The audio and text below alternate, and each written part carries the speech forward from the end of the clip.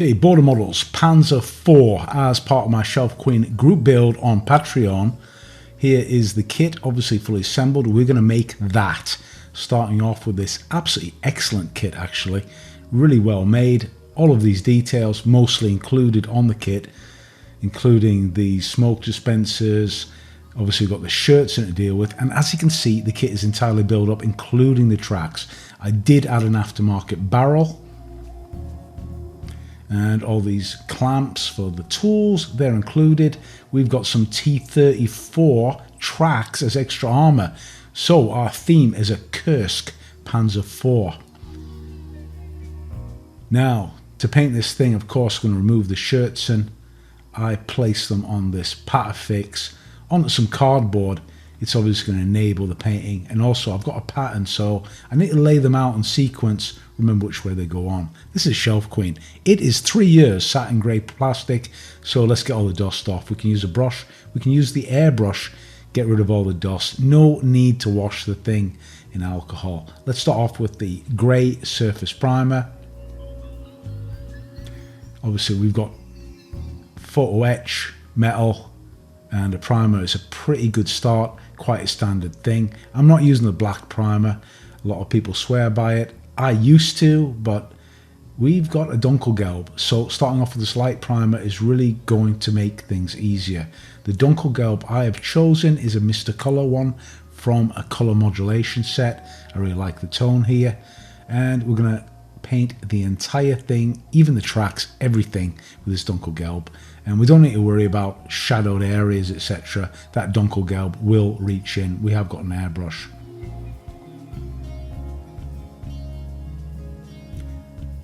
And there we are. You can see the tracks. We've got to deal with that. How we're going to paint them on the vehicle.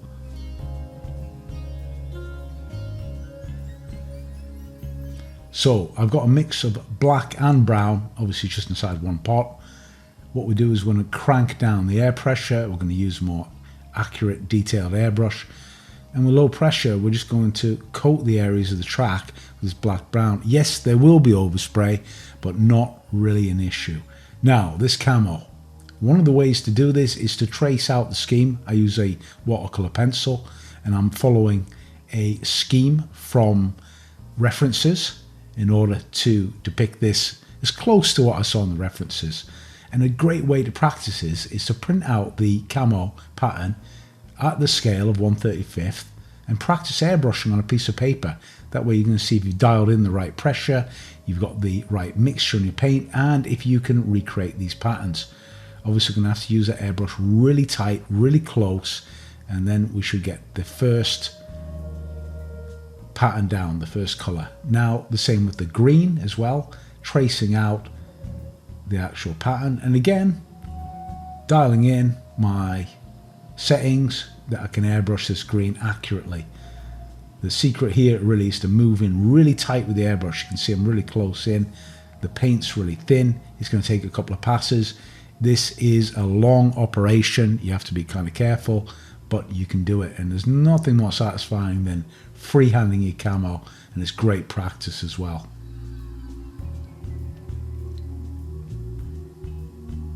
You can see that it's building up nearly practically hard edge, but not quite, and I really quite like this way of doing camo. It doesn't need to be feathered all the time.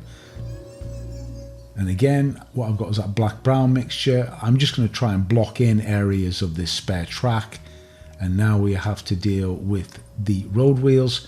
So I've thinned down my paint, which is a very dark grey, and again need to build up using layers of acrylic paint, and eventually we can coat in those road wheels.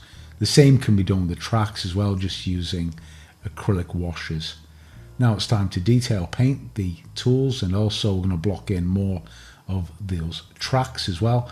These are going to be a bit of a focal point, so I've got a mixture of rust colors here that I'm going to use and apply in filters on the segments of the track links.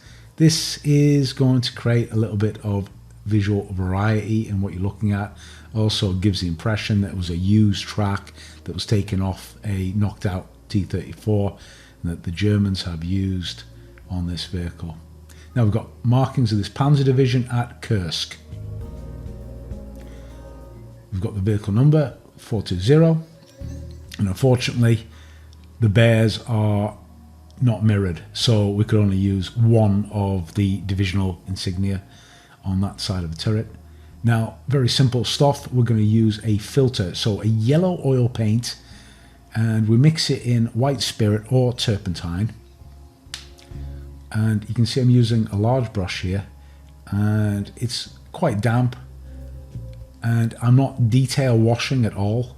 What we're creating is an overall film of oil paint over all of this camo. Why are we doing this? We're going to get a more homogeneous look. The camo is going to look as if it's all on one vehicle, as if the vehicle has been exposed to some of the elements. It could be dust, it could be sun fading, but we have an overall filter on the entire vehicle. It's a really easy step, and it really helps with the weathering because that layer of oil will also work with what's coming next. Now we do the typical pin wash. I stick with what I like to use, which is Mr. Hobby. I can make up my own concentration of wash using black and brown, and I can also have it at the right concentration. I can have it thicker, thinner, depending on how much thinner I add or enamel thinner I add to that wash concentration. Really simple, very relaxing. We're going to highlight all the recessed details, and also we're going to follow the weld beads. And the most important thing here is the cleanup. We don't want areas of this black brown wash appearing stained at the moment. In any case, we want to blend it all in, so you're going to concentrate the wash into these areas where they define the details. And there's the blend. We use a blend, we use a large brush in order to blend the wash in this tidy up procedure. Wash also gets applied and it will demarcate the road wheels. And we can just see the overall effect at this stage. Quite a lot of the weathering is done at this stage. You could basically stop now if you wish. Now, because the tracks aren't really visible, we've got side skirts, the track weathering is super simple. Dried pigments will stick to the model because the paint has got some texture in it, and anybody who's worked with pigments knows that they do stick on. So that is it. Simple. Nothing else required for the tracks except for one very small thing. Let's mount the shirts and now onto the vehicle. For the next stage, I need the model fully assembled, and you can see I've left a panel there just in the Dunkelgelb as if it was a replacement. This is a veteran tank.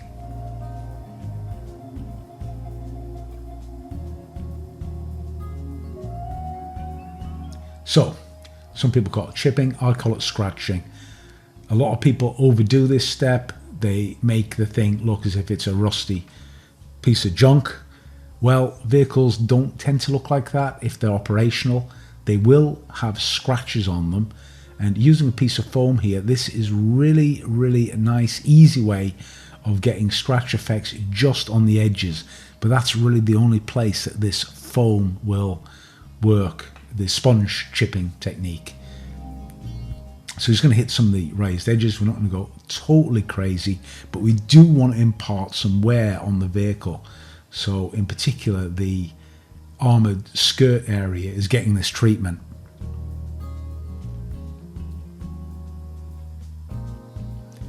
Now, the look of that sponge is pretty the same. Yeah, you just get little blobs everywhere. So we really need to use a paintbrush, use a fine paintbrush, and add little scratches all over the vehicle as if it's brushed against things. And this is the effect that I like to portray in the vehicle. It's what I know from basically serving in the military. This is how vehicles tend to look.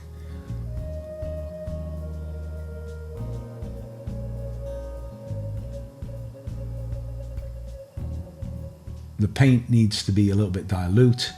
It takes a lot of time. You have to clean your brush constantly. And also it's optional. You don't need to add any scratches, any chips if you don't want. Now, just for a bit of fun, we are adding in a little bit of these rust chips, but not everywhere, just one or two little, very small touches. Don't need to go crazy. Like I said, it's not a piece of scrap metal.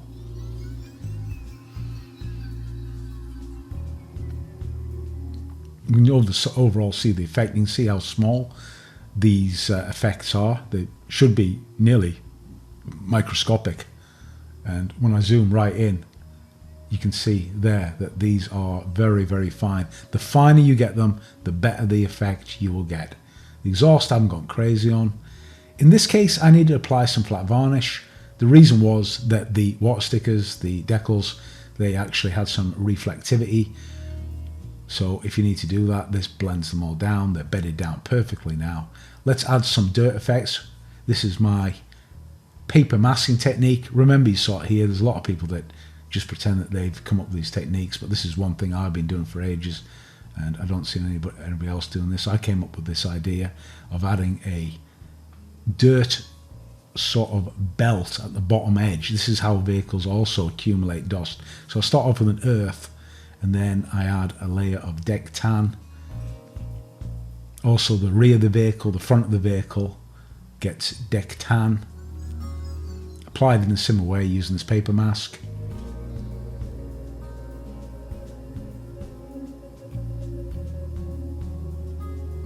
Don't need to go too crazy with the dusting unless you want that effect.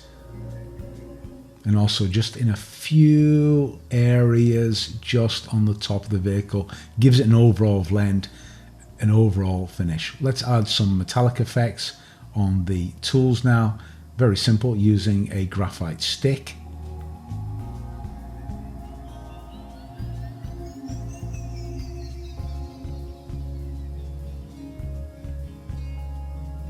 And the barrel of the hull mounted machine gun, and why not the wear points on these T34 tracks, and a grab handle as well. For the tracks, the highlight points, I used a silver pencil, and now these are sort of rain marks, stains, usually done with a light coloured wash, like a dusty wash, but you can also use a brown and darker colour. And these are added more or less at random to reflect stains on the side of the vehicle. They need to be blended with thinner. Enamel thinner will blend these effects downwards. And you're going to pull them downwards, create streaks. And this works really well with the Dunkelgelb. A cotton swab as well will help to blend out and fade the effect.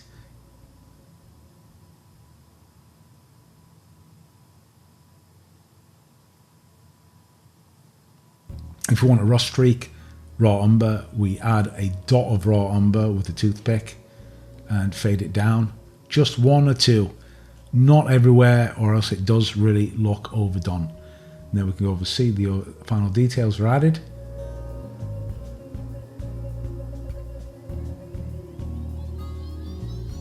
And we place on the turret and we're finished. Hope you guys found this useful. See you on the next one, guys.